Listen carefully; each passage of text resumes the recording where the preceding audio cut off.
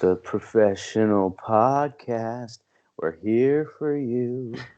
Professional Podcast with Rob and a Jew.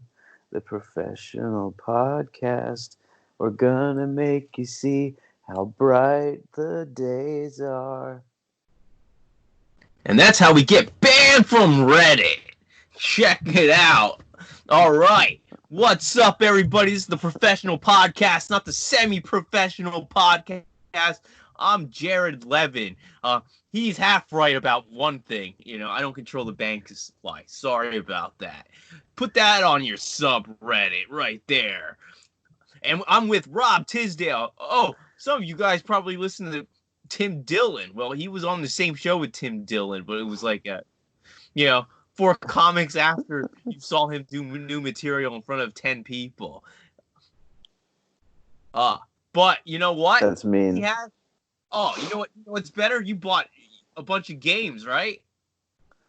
Yeah, I did. I bought 5. 5 games. Holy shit. Yo, you're bathing in that unemployment money. I am. I really am.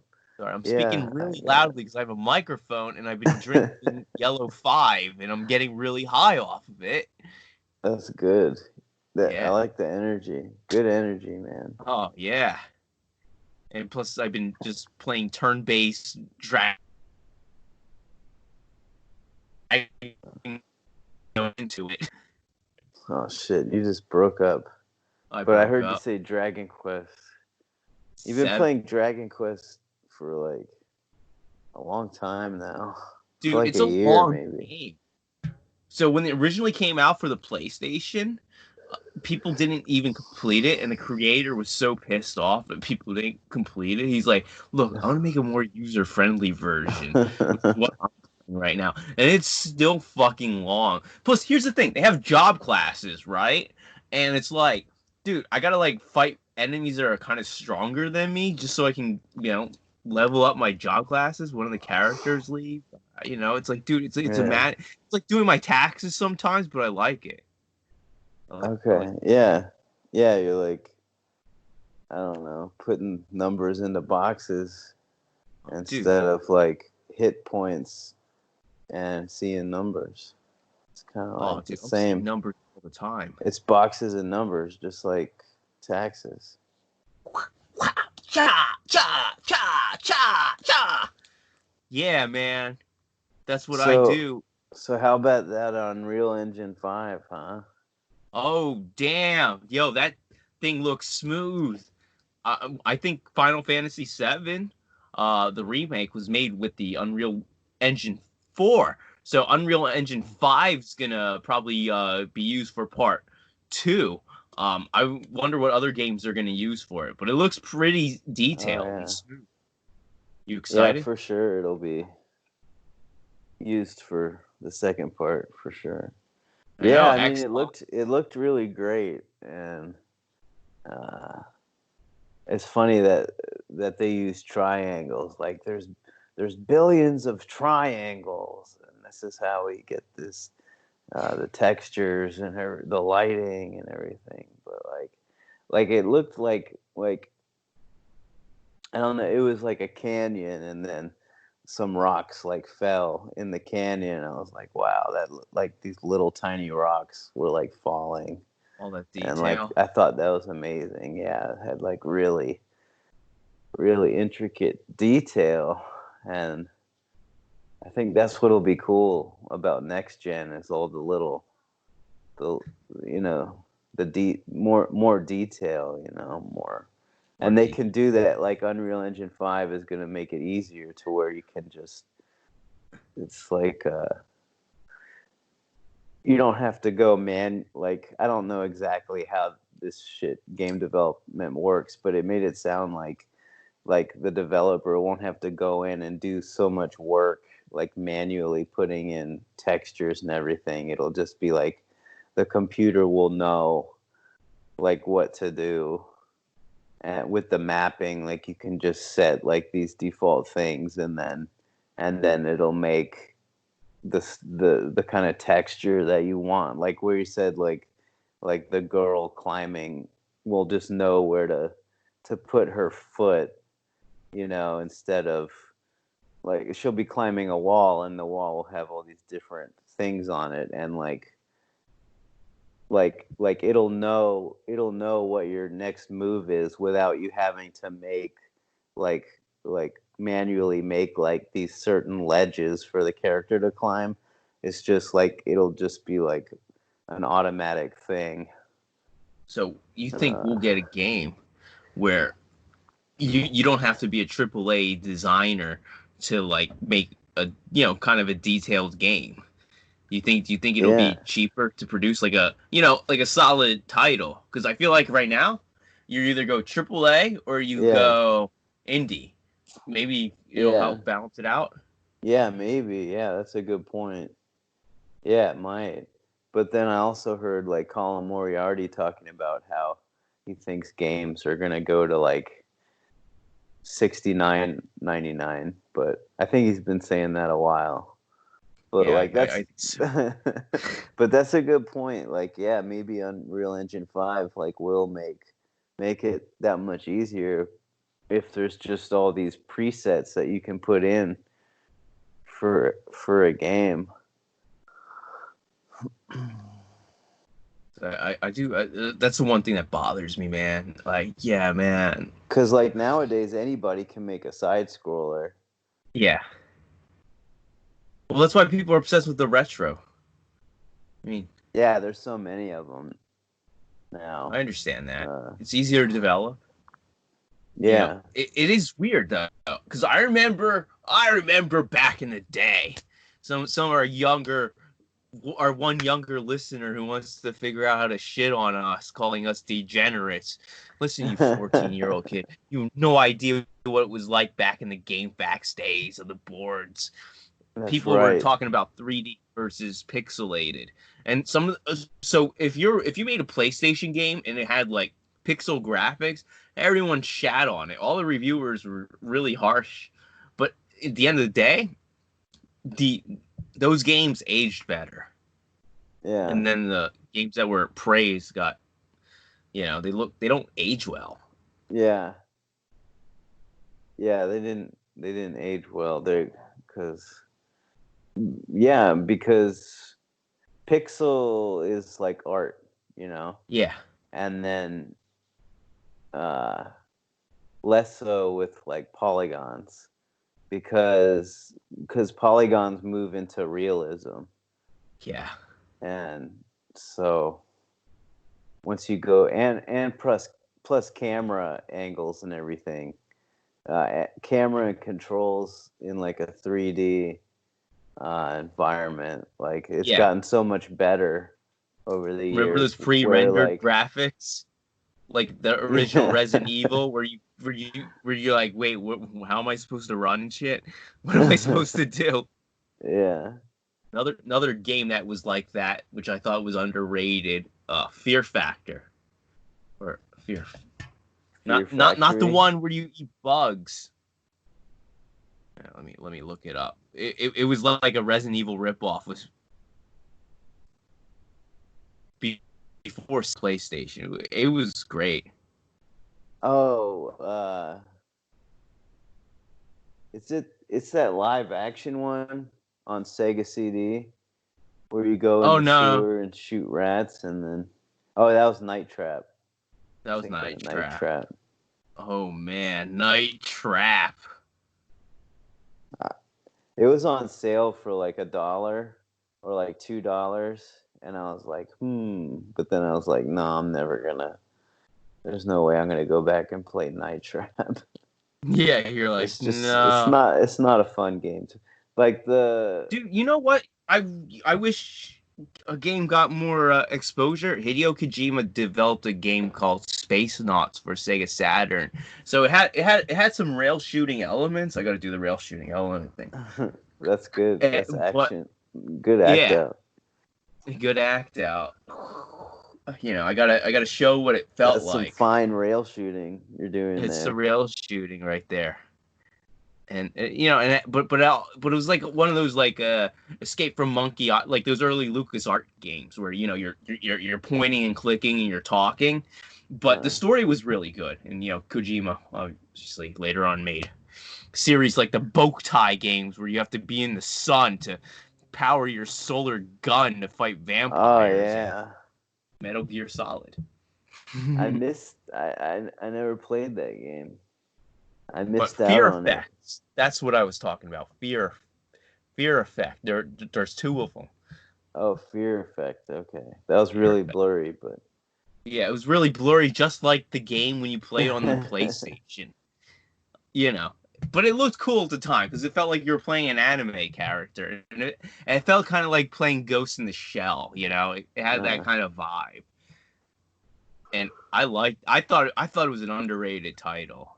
But some games I liked, like the Suikoden 1 and 2, were pixelated games, and they aged super well. Now all these hipsters on their Kotaku forums are like, this game is so great, it's a masterpiece. I'm like, yeah, if only you knew. But it's unfortunately, Konami developed it, so you know what happens there. yeah, Lost Forever. Lost forever. So Suikoden, what's it called? Suikoden? Yeah. Did that Or get good Suikoden? reviews when it came out? What? Did it get good reviews when it came out? Not real. So I used to watch. I used to read GamePro. GamePro hated every game I liked. Did it really? It bashed Parasite Eve. Suikoden 1, Suikoden 2. It bashed Xenogears. Yeah, it bashed and then they would, but then also then I looked at the game. Sorry. I think I played Parasite Eve on PS2. I think it was like backwards compatible. Mm-hmm. Does that sound right? Yeah, that sounds right. Or was it Parasite Eve 2? Was that on PS2? No, it's on. They're both on PlayStation. Okay. Yeah, because I definitely played one of them. Parasite Eve is really good. I remember it being good, yeah. Just kind of like Silent Hill, right? It came around that era. Yeah. Squaresoft was doing more experimental stuff. That's why I'm so mad about the whole AAA thing, versus the indie thing, because I like games that are kind of in the middle. I want some of those developers to just kind of make weird titles. Yeah.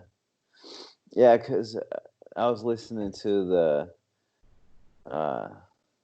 this podcast, and they were talking about how like Sony hasn't really done anything innovative in a long time. Like all their first party games for a while have been third person action adventure games, you know, and then they were talking about it because the Ghost of Tsushima gameplay reveal and everything, it's just like an Assassin's Creed game. It's just another like third person action adventure game. So they had a good point that like Sony like hasn't done anything innovative. And Xbox used to do innovative stuff. Like when Xbox first came out, they had Halo, which it was like the first like first person shooter that like translated well to console. Yeah. And like popularized like first person shooters on consoles. And then for Xbox 360, like Gears of War like brought like third person shooting mechanics, popularized it. And so those were like pretty innovative, but like they don't do that stuff anymore because I guess it's just too much of a risk or whatever. So like all the indie developers are doing all the like innovative stuff right now.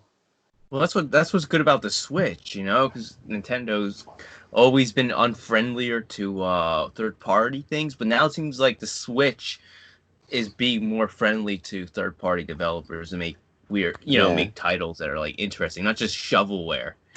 Yeah, there's a lot of shovelware There is still a lot of on shovelware. there. I mean, let's not kid ourselves here. And like, I don't know what would be. I can't even think of anything innovative that I've played in a while. That's really like been different, you know. I'm trying to think, but I mostly play like mainstream stuff. Like I don't want to take a risk either when I'm buying a game or like. But there's Game Pass, so like if something came to that was like different, I could check it out on there. You know. We need Pizza Hut to make more demos, and then we like, oh, okay. Yeah. Pizza Hut. Oh, I would never play a Tony Hawk game. What's that? Oh, wow. Yeah. I don't know. Neversoft, the developer. They also used that engine to make a Spider-Man game that was actually really cool, and that changed Yeah. that franchise. Yeah, and they had Spider-Man and Tony Hawk. So they figured a way. Yeah. Yeah. Yeah. Yeah. So, yeah, it's something to think about. We can blame the Lego games though for fun. I have no Yeah. problem against, so I just like blame them. The Lego Yeah. games. Yeah, the Lego games, they ruined everything, you know. Those formulas. It's the same game over and over again, but you do get to construct stuff. It is. I played the same game. All right, I get it. There's no voice acting. I understand the Marx Brothers shit. Okay, I get it. That's funny. But you know what else I think also damaged too? Because LucasArts, man, they made some innovative stuff. And then one of the shitty things that happened was Disney bought Lucasfilms, and LucasArts went. Yeah.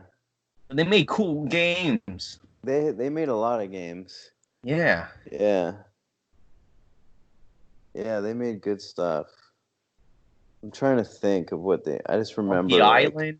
Like half the stuff I played was like LucasArts games. The X-Wing, the Rebel Assault games. Those were fun. Yeah. Dude, I thought that was the coolest thing to put live action while I'm playing and then they had a Rebel Assault like game on the PlayStation. And it's like, oh my god, I get to play a pre-rendered actor. I get to control him and shoot him. Yeah. It's shitty now. That was amazing. Yeah, back in the day, yeah. That was amazing. Yeah. I mean, I'm like, whoa, real.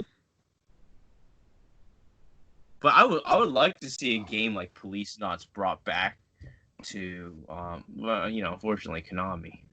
But what is it? Policenauts. Policenauts? Yeah. Let me look this shit up before I make sure I'm acting like I'm talking out of my ass. Like Fear Effect.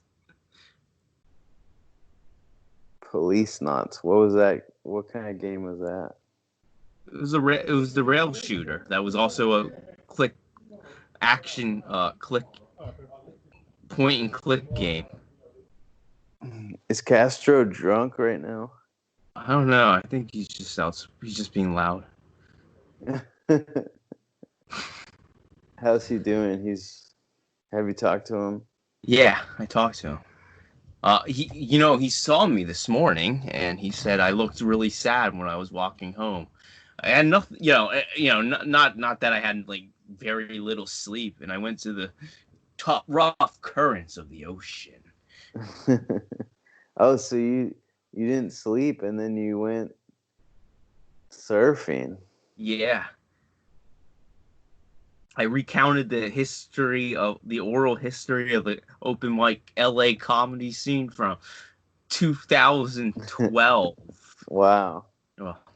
So did everybody stay at Nicole's? No, it was just Nicole, Connor, Daniel, and you? And dude, I forget his name again. Who's that tall guy? Oh, Kurt. Kurt. Yeah, Kurt. Kurt. Yeah. I was so tired, man. I couldn't take it. Yeah, dude, I don't blame you. I was trying to leave, but I found the conversation interesting. So, Yeah. it was because Daniel lives near me, so I was gonna see if I could get a ride, but Connor didn't have enough room. Oh shit. Connor live over there too? I don't know where Connor. I thought Connor lived in Hollywood, but I don't know. He's a nomad. But I'm trying to think.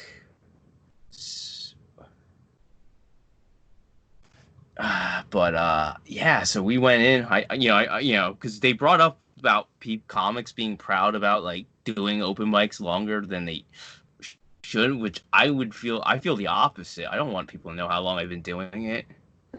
I'm embarrassed. Wait, they were saying what? We were talking about certain names that they said when they first met, they would say that they've been doing it for like 10 years or something. Like, oh, they were proud. Yeah, like proud of it. And I'm like, a real person who's been doing comedy, like, for me, I've been doing it 9 years. I sigh and I look embarrassed about it. Then I say it. That's when you know that someone's telling the truth. Well, I don't know, man. I feel like everybody's going to be doing it for that long because there's just so many people. You know what? A lot of people quit. Yeah. So what usually happens is sometimes they don't quit. They do it on and off. So you see them less sporadically. Oh, okay. Yeah, just to make sure they look like they don't quit.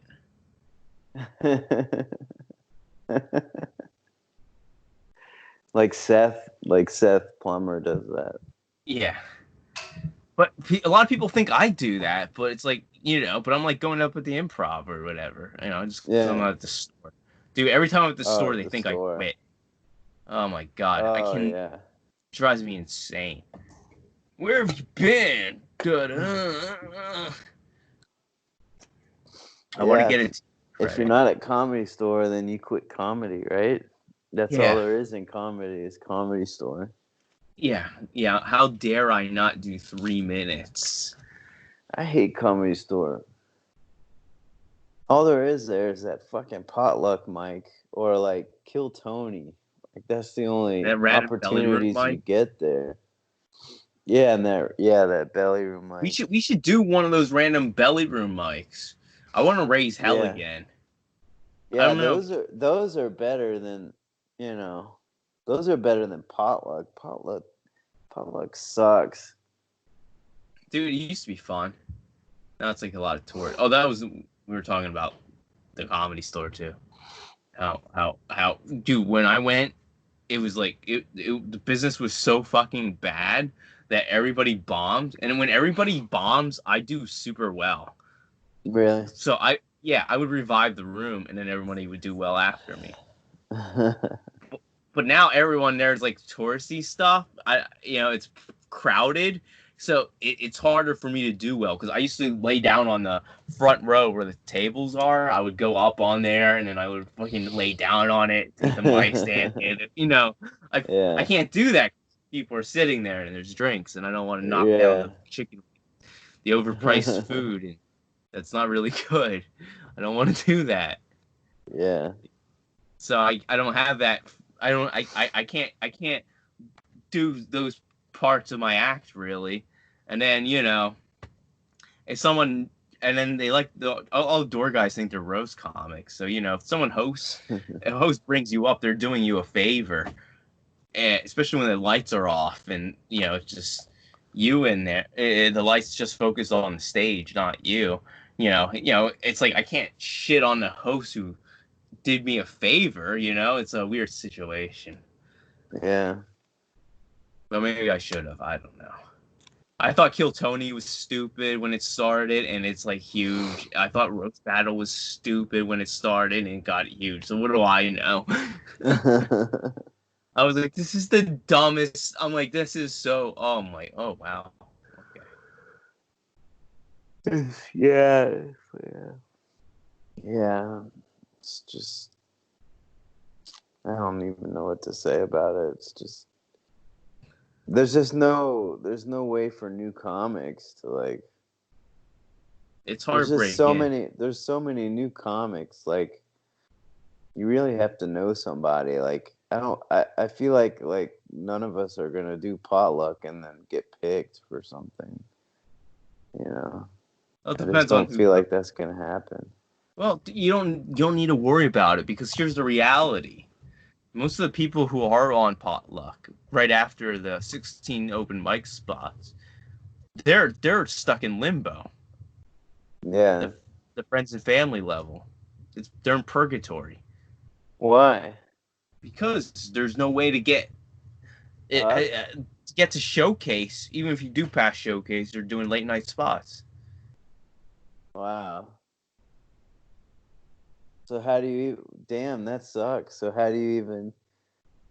You can't even get anywhere, right? Well, we don't know. Because You got to do DMC with Joe Rogan. Yeah, start fasting. everybody has credits.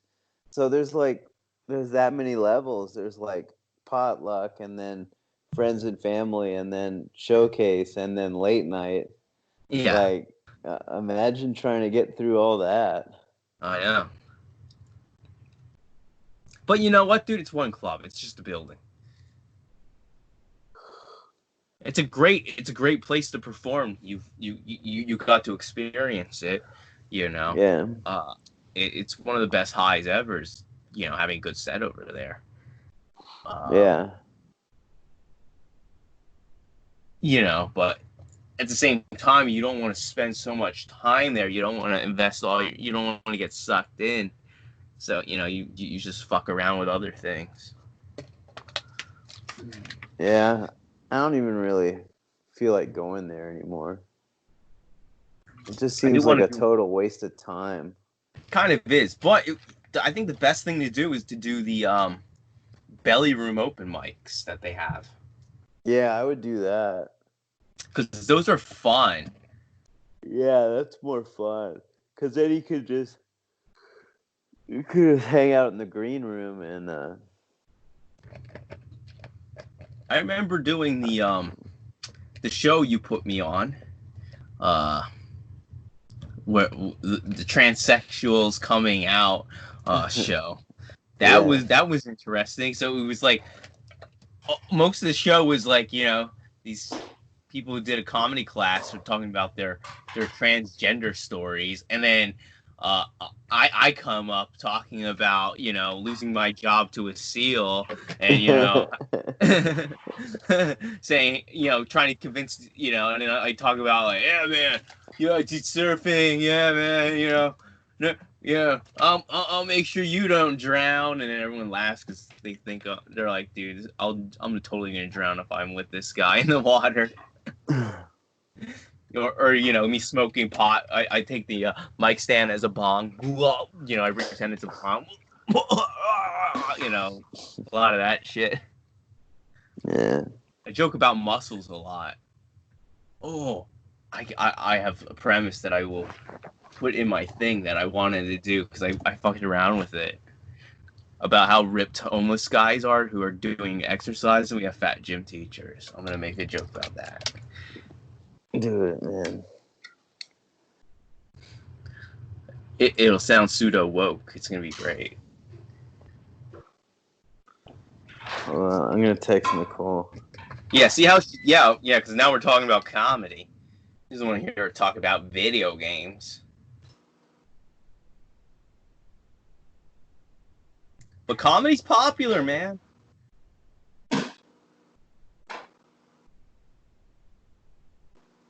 It is.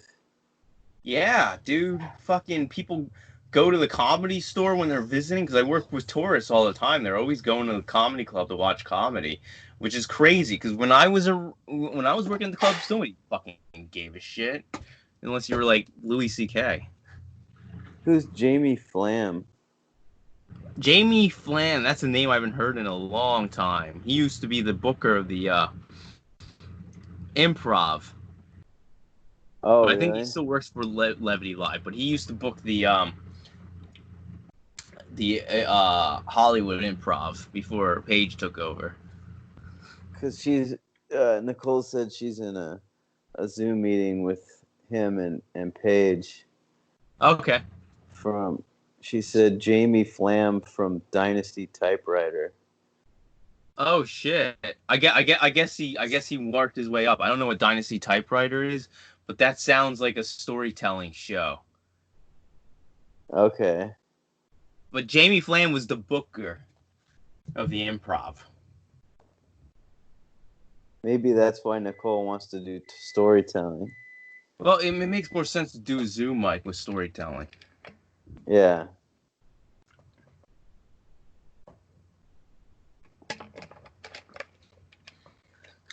You know, I totally get it.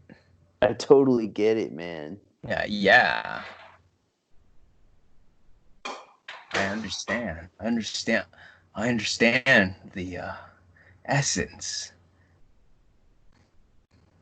The essence. What is the essence? The essence of stand-up comedy, the flowing. You know, it's weird. I was talking to Sean about this. So there are, and I have no ill will against either of these people because one of them is friends with another group of friends, the Jordan Lear and Rishi and Stefano crew. They do a series called Chad Goes Deep, but and Ben told me, he's like, yo man, I think he's taking your character, or he's getting really freaked out because he's trying to be what you are on stage, because I've been doing comedy longer than he did, and his videos kind of went viral and took off. No shit. Yeah. They were on Howard Stern. Oh wow. Who is it? It's the guy we met at the parking lot on that show where Ben got into a fight with Rachel. He gets really weird around me. But I don't have any will. The little guy? The shorter guy? Yeah, blonde guy. Oh, blonde guy? Yeah. Oh, yeah, the surfer. Yes. So he does your type of shit? Yeah. Not really, though, because like what he's doing is what I've been trying to avoid. Like what? What does he do? You know, he plays more into the bro stereotype. Okay. Where I try to do the opposite, where I am the bro stereotype, but I try to like not be that guy. Okay. But I am, but it's so fucking obvious. I can't change my voice unless I talk like this. If I talk like this, then I. So what's he doing that's different? Well, they just make a lot of Instagram videos and shit. But the real where the real awkwardness of the relationship is, his ex sidekick is a good friend of mine, and Nicole's. Oh, okay.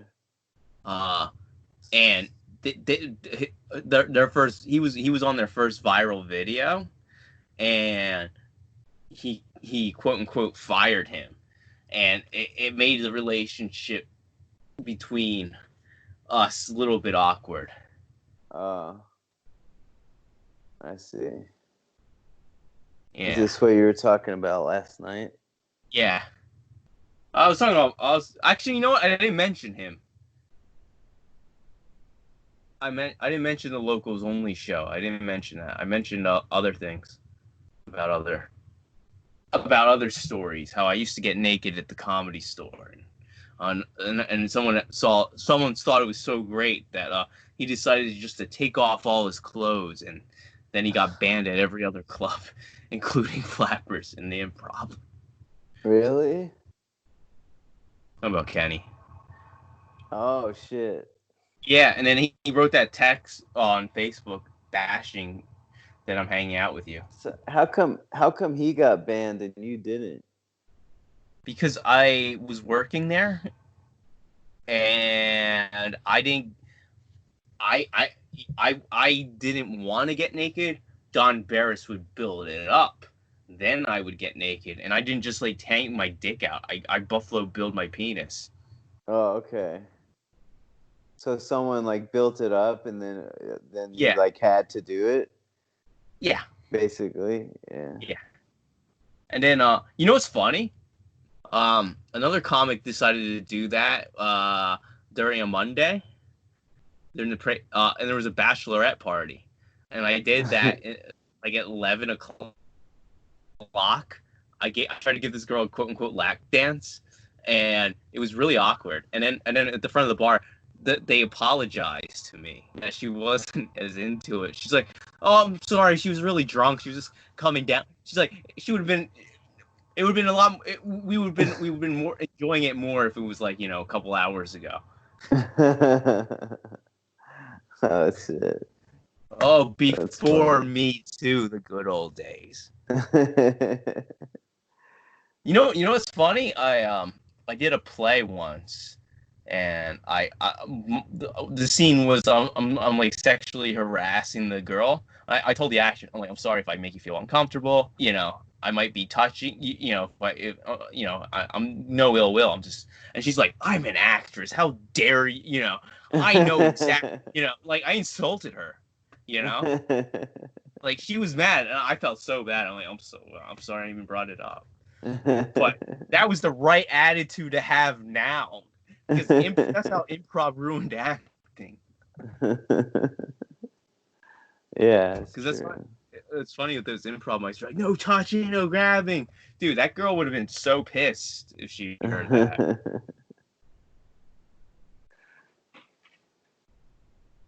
2010, it was different. It was a whole nother world. Whole nother world back then. But yeah, dude, I like legit made her mad, dude. Oh yeah. I felt because she was right. I was not respecting her ability, her ability to accept the other side of just acting. Yeah. Well, you were just trying to, be nice and not, get in trouble or not offend her. Yeah, I was trying not to offend her. I feel offending her the other way. We need more people. I just think it's funny that it's like gone from that to like to just totally flip the other direction. But don't worry, much more annoying direction. Yeah, I know. Which blows my mind, because I think that direction is going to come back, because I think the people who do complain about it are more afraid of Corona, or will probably get it, and we'll have more of the girls who are like, this is when we're on stage we perform. I hope so. I really hope so. I hope all those people die. Positivity amongst everyone. I hope 98% of comics die, and I hope all the due to our fucking diets, ultra liberals. Dude, it's gonna happen with those diets. With sensitive diets comes sensitive immune diseases, which are more susceptible to Corona. Yeah. Okay, doctor. All right. That's right. That was a character of mine. All right, time to do some George Clooney clamps.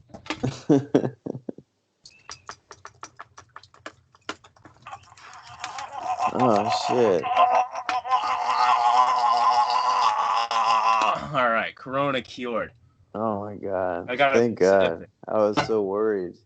Yeah, I didn't know how that was gonna end. Dude, Gotta get some circulation going. I had to put an AKG in. That was a wild EKG, man. Yeah, it was. It was improvised. I hope I never have to get that kind of EKG. That looked intense. You're like, I'd rather die from a heart attack. Yeah. Yeah, that looked much worse than a heart attack. Oh, damn. Looked painful. Oh, Castro liked one of your posts. He's like, I think this COVID thing has improved Rob's comedy. Oh my god. Why? Because of my memes? Yeah. Or was it a video or was it a meme? It was a meme you posted. Yeah, like that's not my comedy. That's just me sharing a joke. I know. Castro's crazy. I know. Last week he got into a fight with a neighbor upstairs. I was like, who's this guy yelling at? Oh, I'm like, oh no, that's the neighbor. Oh no.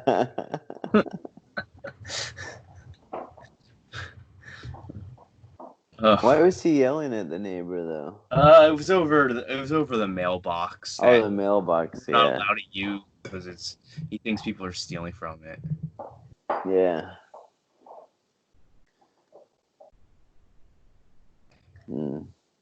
Why does he think people are stealing from it? Because we live in the hood, everybody's stealing from everything, I guess. You know what, dude? I was out in the middle of the night. I dropped my key at the parking lot, and this guy, blasting his music was like, he stopped and he was like, "Hey, your key's over there," and he waited till I found my key that I dropped. Nice. See, not everyone's so fucking bad, dude. Yeah. You gotta trust humanity. There's hope for Compton yet. There is hope. Dude, one time I was stuck in South Central. This older lady felt so bad for me. Older black lady was like, because I didn't know how to use this. She's like, just take the $1. That's funny. Yeah. It happened another time too, like the security guard who exchanged the ATM thing. They put the cash in. I was at Rock and Roll Ralph's. I needed laundry money, so I look homeless as always, but more homeless than usual. And I was just trying to get change, and the guy looked at me. He's like, "Dude, just take $1." I'm like, "I don't need your $1, dude." He's like, No, just take the $1, okay. Like, just get away. Just go away. It was even like, I don't need your money. He insisted. I was like, okay. Just take it and leave, Jared. Just take it and go. I'm doing my laundry. I don't think he believed anything I said. I think he thought I was strung out. Like, I probably gonna shoot me. Yeah, I looked like I was shooting, I guess. All right, let's wrap this thing up. All right, wrap it up. Any closing thoughts? I think you're cool, man. Yeah? Yeah. Yeah. I'm going to be the Fonz. Hey, yo, daddy-o. That was cool. That was cool, like the Fonz. Like the Fonz? Like the Unreal Engine 5? That's cool, yeah. And a 90-year-old gamer who plays like Skyrim while she decapitates people's heads online. I'd love to see that. Yeah, she plays Dauntless, the worst video game. Yeah, she likes. Cliff Bleszinski got a ego boost that day. Lord knows he does not need it.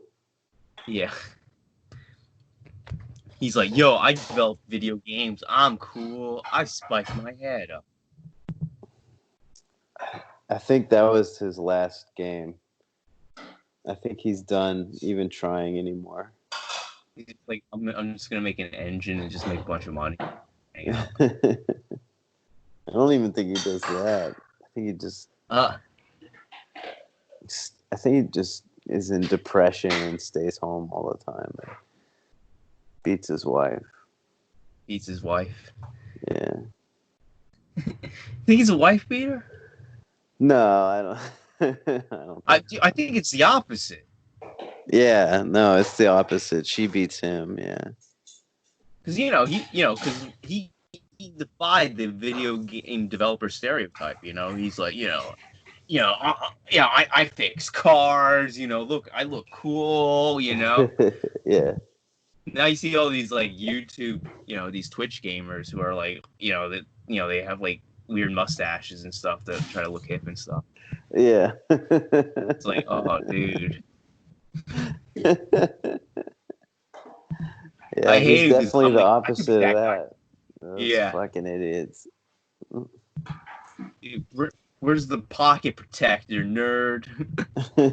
I was vice president of the anime club, so I can't really talk about any of that shit. No, that's really nerdy. Yeah, dude. All right, take us out, Jared. All right, thank you for serving us. Thank you for letting us serve you. Thank you for letting us serve you. What about the email? Oh, the email. We got another Nigerian prince.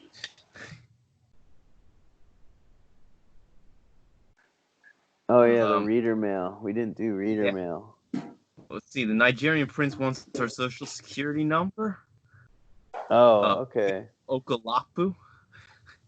My number is 236-65-2141. All right. So there you go, Nigerian prince. There you go. Night Rob Tisdale. Or why don't you give him a spot at your comedy club in Lagos? I'd love to perform in Lagos. Like, they love the N-word there. So yeah, they do. I'll fit in.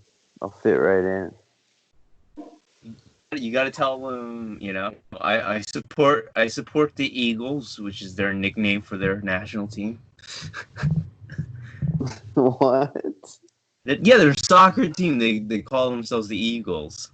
Wow. Yeah. So you could move there. I can move there. I can switch teams because I you can still say you like the Eagles. Exactly.